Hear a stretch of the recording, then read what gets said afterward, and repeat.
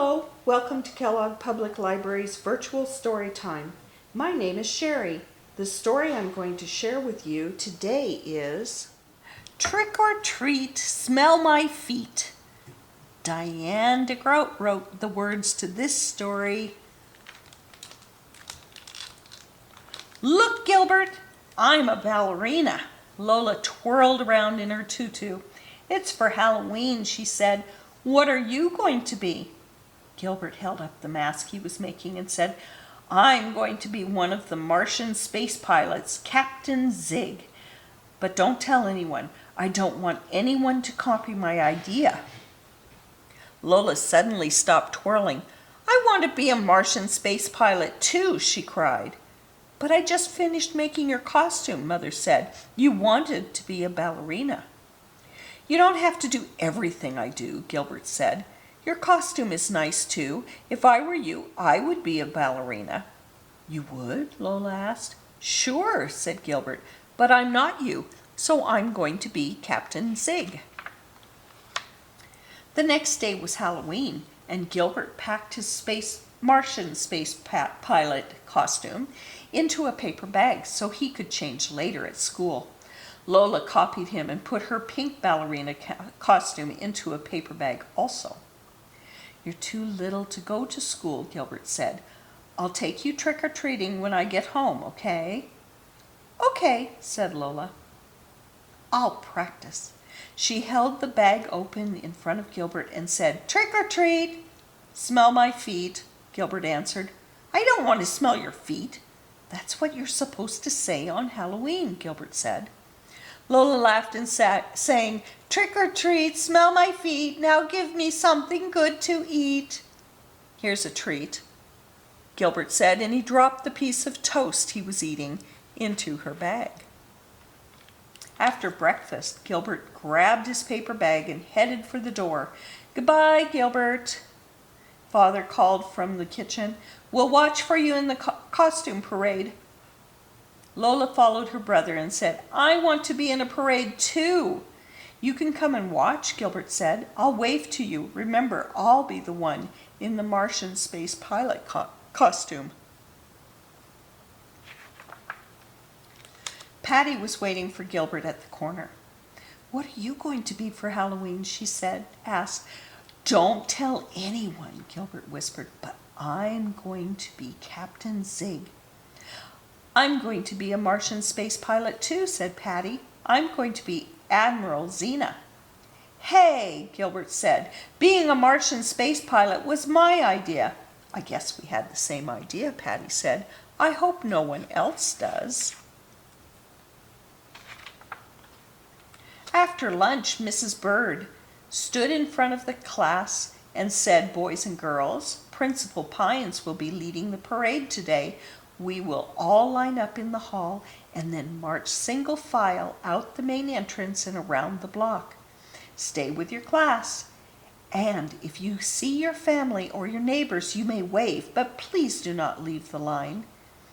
Then when we come back to our room, we can have our party. Everyone shouted, Yay! Now you may line up to get into your costumes, Mrs. Bird said, quietly.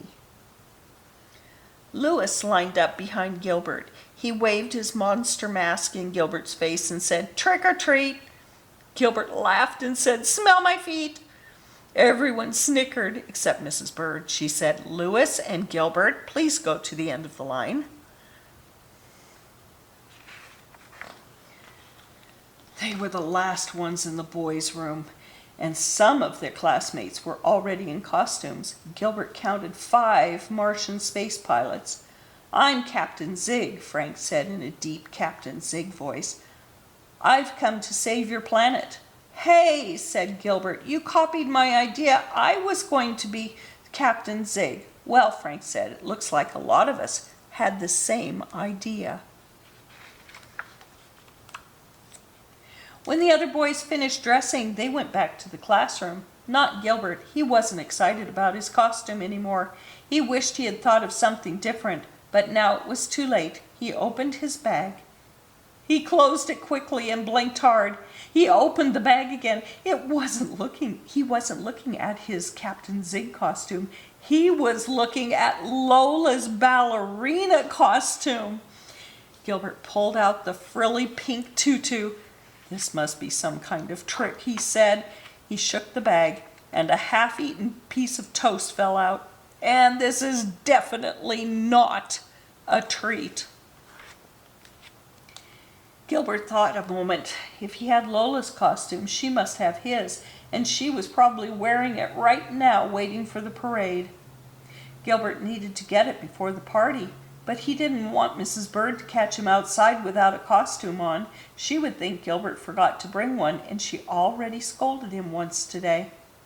There was only one thing to do. Gilbert undressed and pulled on the tutu, tugging it up as far as it would go. Then he picked up the paper bag and tore out 2 holes for the eyes. It wasn't exactly a mask, but at least it was a disguise. He didn't want his friends to see him dressed as a ballerina. When Gilbert stepped into the hallway, his class was already passing through. No one recognized him, so he followed them down the hall and out the door. The street was lined with people watching and waving and taking pictures. Gilbert looked up and down the street, cutting in and out of the line, but he couldn't find his sister anywhere. "Hey, quit your pushing," someone yelled. "It's not me," a tall space pilot said. "It's that girl with the bag on her head." "Please stay in line," a teacher said. Gilbert recognized Mrs. Bird's voice behind him. Then he heard another voice he knew. "Look, Daddy, Gilbert's wearing my ballerina costume." Up ahead, he saw Lola standing next to Father, and she was wearing Gilbert's costume. "Hey, Gilbert," she called and waved. Gilbert looked around to make sure Mrs. Bird couldn't see him leave the line. Then he rushed over to Lola. "I need my costume, quick," he shouted. "Give me mine first," she said. "Stay with your class, boys and girls," a teacher said loudly. Gilbert grabbed Lola's hand and pulled her back toward the line with him. Lola thought she was going to be in the parade with the big kids, but Gilbert pulled her right through the line and headed for the school. "Hey, where are we going?" she asked. "Someplace where we can switch costumes," Gilbert said. He knew that the side door was a shortcut to the bathrooms. "Quick," he said, "this way." But Lola wasn't very quick. She kept tripping over the too big costume. By the time they reached the boys' room, they were out of breath. Gilbert pushed the door open, and there was Louis standing in his underwear. "Hey, no girls allowed," Louis yelled. "Let's try the girls' room," Lola said hopefully. "No way," Gilbert said. "Come on, maybe my classroom is still empty." They ran down the hall to Mrs. Bird's room. They had just reached the door when Lola tripped on her costume and Gilbert tripped on Lola. They tumbled inside right into the middle of a party. Gilbert's paper bag mask had flown off. Everyone was staring at him and his tutu. Gilbert did the only thing he could think of. He twirled around the room and raised his arms up and said, "Ta-da!" There was a long silence. "Gilbert?" Frank asked finally. "What are you supposed to be?" "He's a ballerina, silly," Lola said as Mrs. Bird helped her to her feet. "And I'm Captain Zig." Patty said, "Well, Gilbert, at least you didn't have the same costume as everyone else." "Of course not," Gilbert said. "I wanted to be something different.